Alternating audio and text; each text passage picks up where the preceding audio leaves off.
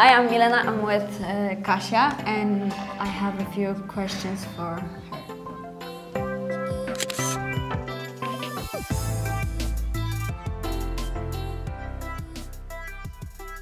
When you recorded your first video on YouTube, were you afraid that the friends don't accept you? Yeah, actually, when I recorded my first video on YouTube, it was for an English channel, the Uagapais.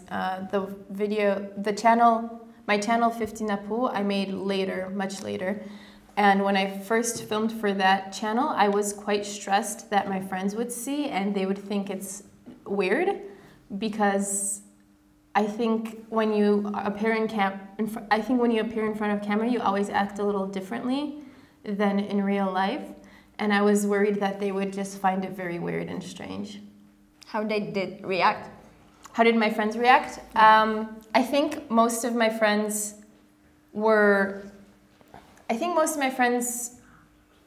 well, I started doing it after college, and all of my friends were starting their own careers, so I think everyone was too busy to really care at that time. Oh, okay. But now a lot of people find it very interesting. Some of them are extremely supportive, and generally I guess I have some really great friends because they're quite supportive and interested in what I do. During the trips, you was worried that could bad happen to you? Do I ever worry that a misfortune or something can happen to me?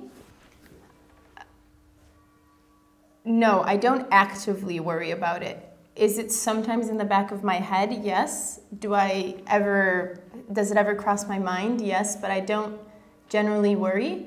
I think generally in life, you can also, be walking home and a car can hit you and you don't think about it too much. So I kind of approach my trips in the same way, that something can happen, but I try not to think about it.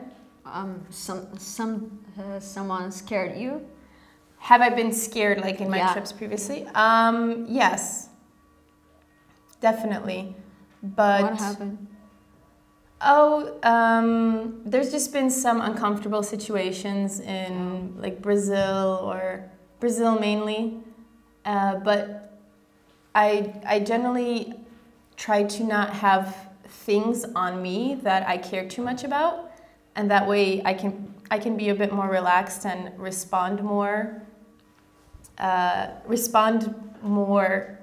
can respond more in a smarter way. I can respond in a smarter way if I'm not too stressed about getting robbed or something. You was trying not thinking about that?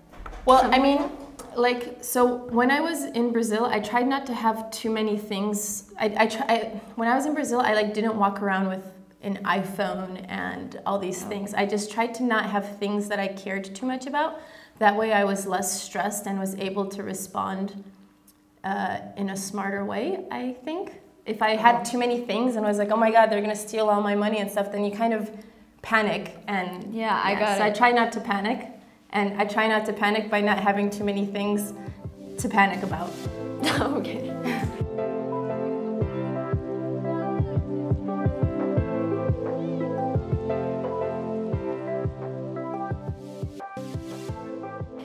Do you keep in touch with people you met in travels?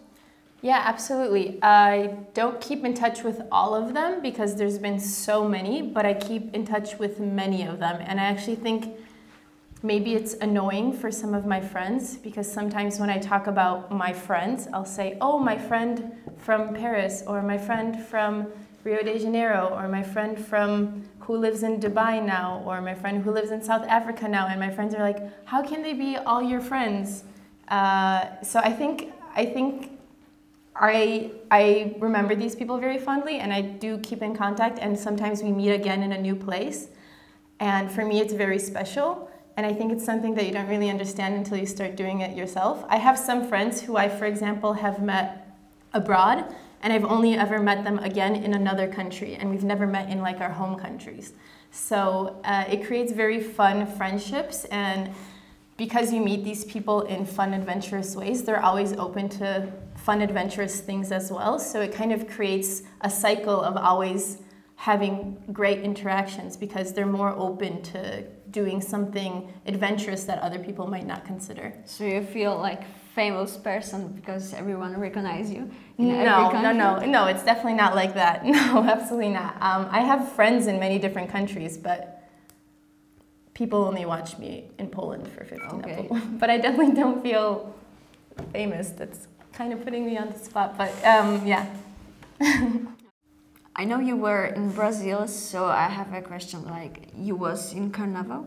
Yes, I was in Rio de Janeiro from January until July, and Carnival's usually February, so I was there during Carnival, and it's really an interesting experience.